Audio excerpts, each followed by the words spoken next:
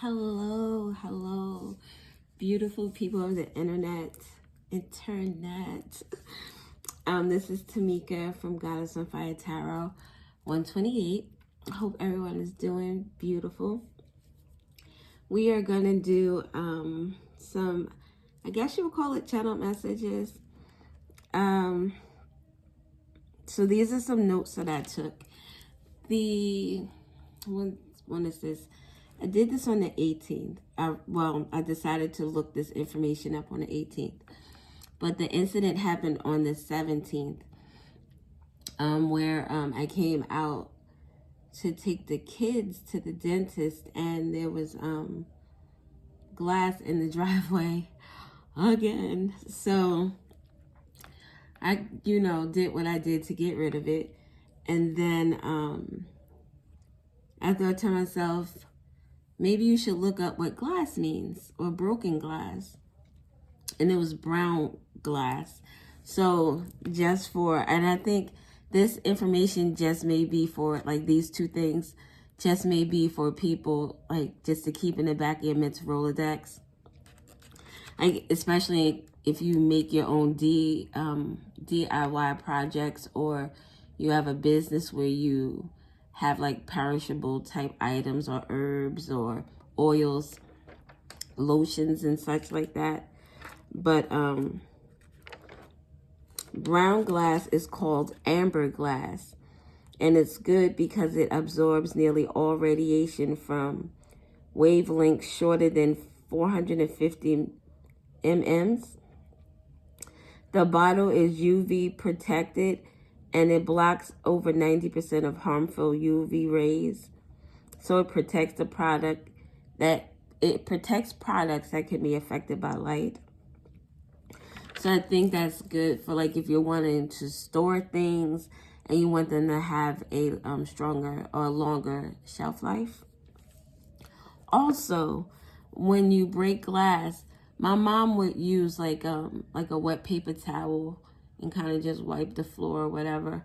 But I read that you can use a slice of bread to get up the small shards of glass, because the small shards will stick into the bread. So I just thought those were cool things to know.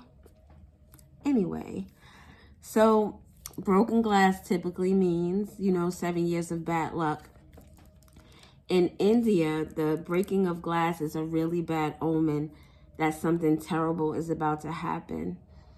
Now, the things that I'm saying are going to probably all not be the best the best information to want to hear. But in me looking at this information, someone could be going through something, or maybe this is information to help you avoid something. But it said something terrible is about to happen. And then it said that it's thought that a person's soul is imprisoned in various places throughout the glass. So someone could be going through like some type of soul shattering type of energy, something where they feel like they're broken into pieces, or their heart could be shattered. Maybe their mind is shattered by some information that they're receiving. Could be a slew of things. Broken glass also could mean the loss of a relationship, grief over a recent death, or the need to put the past behind you and move forward. I didn't put references down here, but I believe I put in like the meaning of brown broken glass, or the meaning of broken glass. And this information came up just in case anyone wants to look for themselves, because sometimes you can tell me something, but I need to see it for myself. So that's just a side note. Also, it was this whole passage in the Bible. I didn't write it down, but I wrote down it's Romans chapter 3, verse 23 through 24. And it has to do with covering up one's brokenness. So this could deal with, again, someone feeling shattered. if your soul is imprisoned in different places, that means there are bits of you or pieces of you everywhere, or pieces of you in different places. Covering up one's brokenness is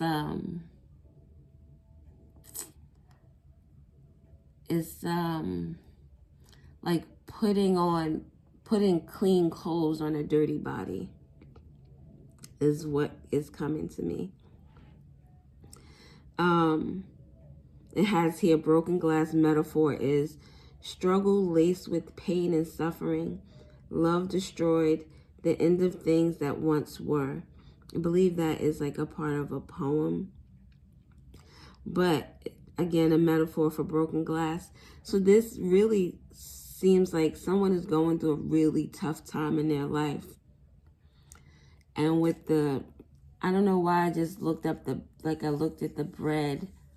Someone needs something to help them pick up the pieces. Or someone, it would almost be, I guess, like breaking glass on the floor and not being able to get up, or not being able to see all the little tiny pieces, and then kind of like stepping on them occasionally because they're hidden. They're hidden from you. Something is hidden.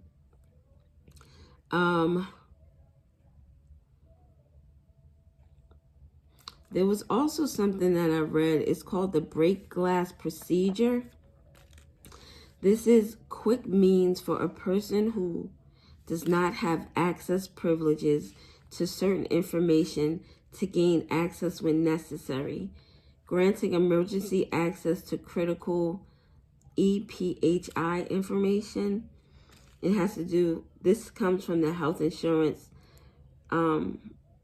Portability and Accountability Act. It's something about Yale University. So this could just be significant to someone, one or two people who need to know about this break glass procedure. I also have here that broken glass is, now when I was writing this, my hand was like, I was like very nervous. Like I was like the nervous I get when I know that I have to go in front of like a crowd and speak. Like I get kind of jittery and like, oh my God, I can't believe I got to do this.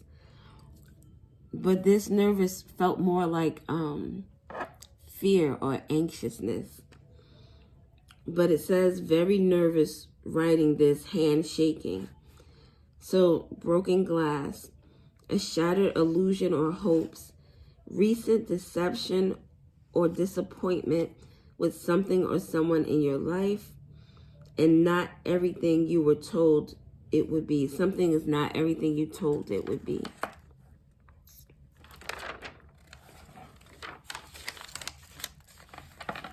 We also have that a cracked mirror could indicate some issues with someone having low self-esteem. A broken picture frame could talk about disenchantment or betrayal. So there's a lot of energy about betrayal or something not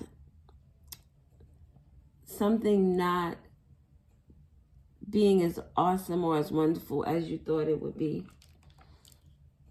Tevin Campbell, can we talk? Someone may want to have a conversation with you. Okay, so this last part.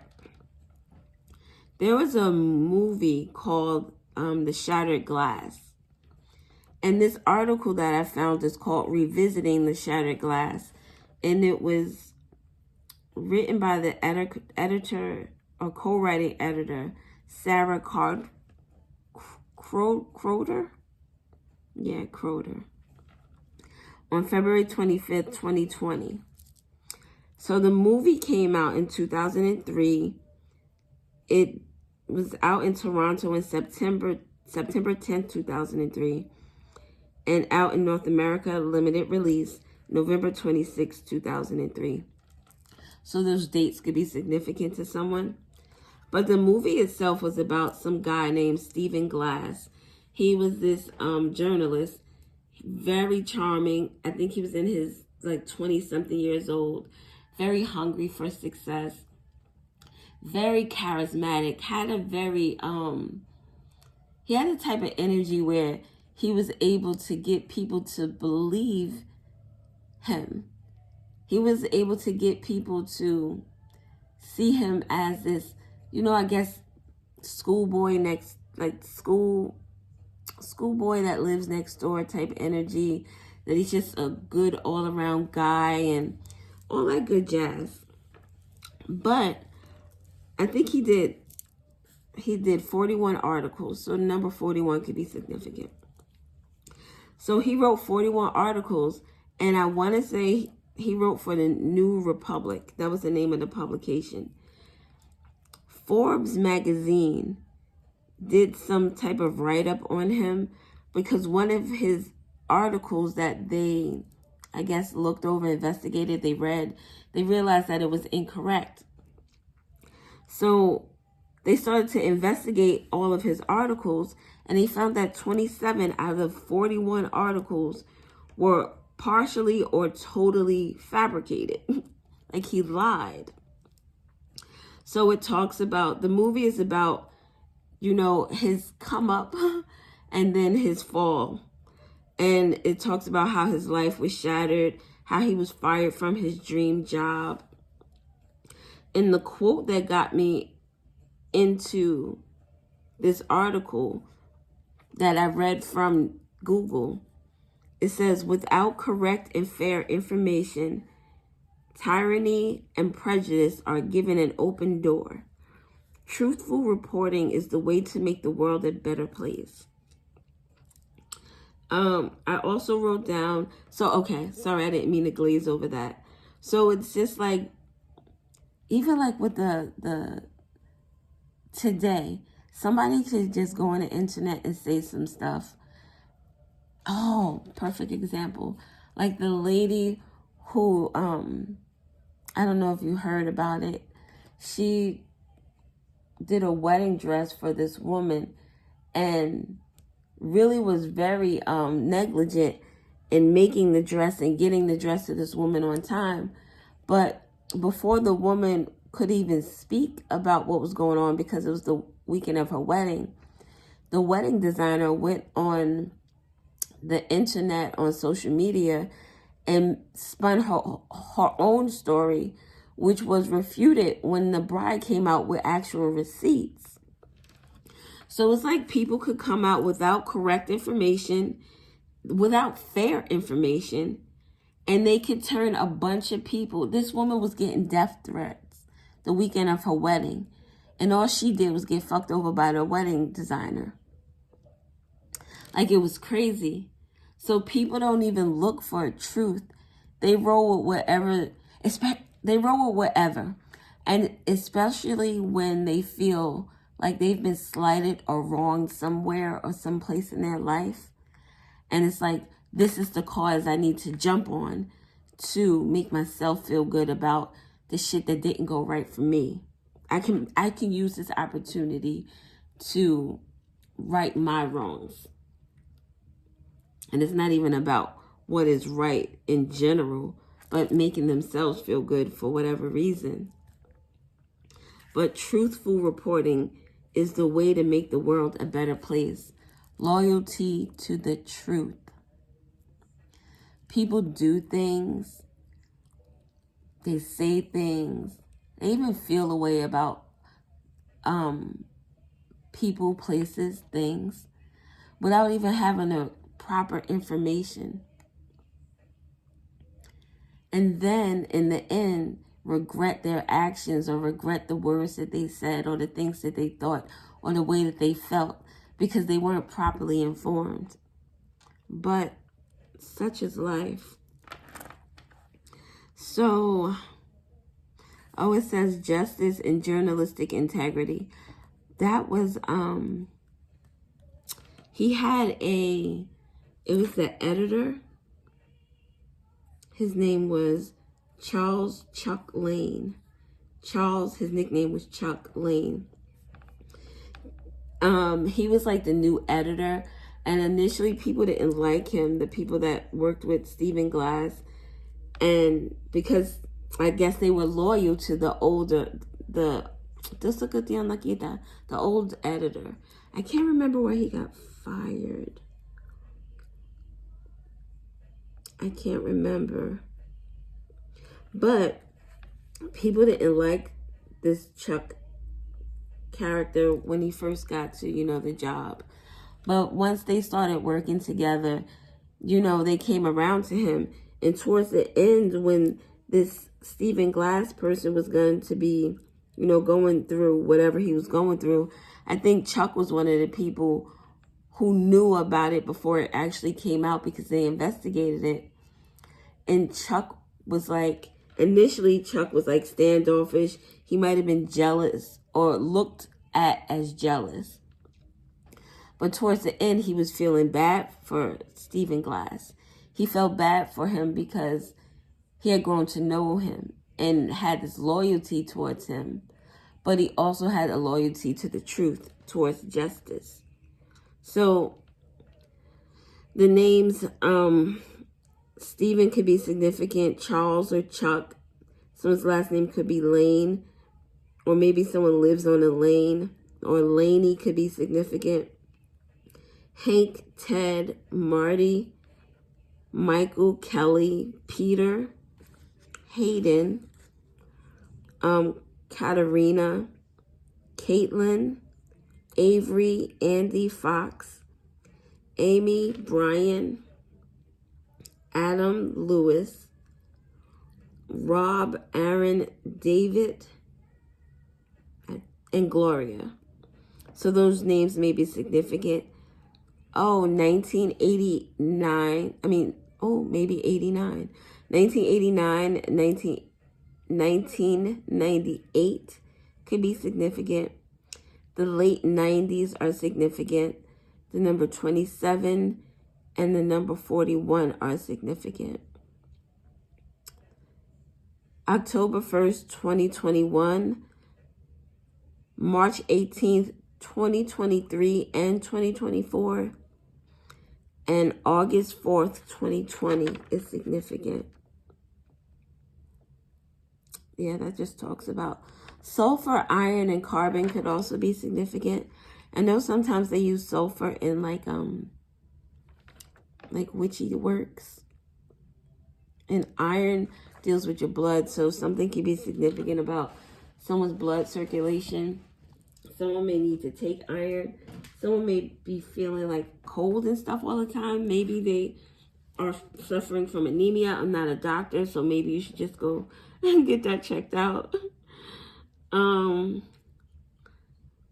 think that's it.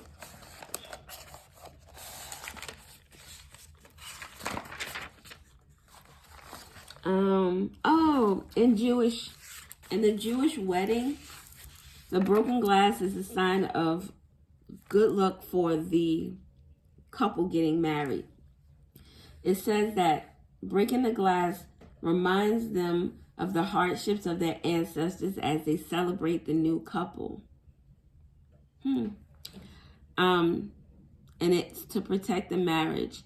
It says, as this glass shatters, so may your marriage never break.